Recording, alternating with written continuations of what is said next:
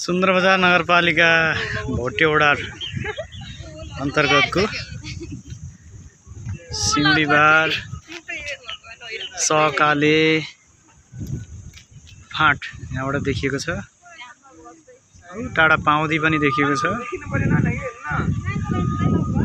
यो हाम्रो home town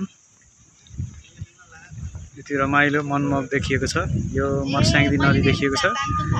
Marsyangdi नदी हिमालदेखि आएको नदी र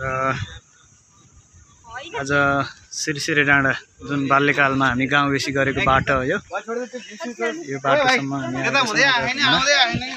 आज हाम्रो कुल देवताको पूजाको अवसरमा यो अवसर जुटेको छ र लमजुङ जिल्ला सुन्दरबजार नगरपालिका भोटेवडा अन्तर्गत सिरसिरे डाँडा, डाइनोसकोट, यता हिमचुली हिमाल, टाढा मनास्लो हिमालको दृश्य पनि देखिएको छ। र मनास्लो हिमाल चाहिँ बादलले छेकिरहेको छ र हाम्रो टाढामा सानोमा 5 कक्षा पढेको स्कुल देखिएको छ।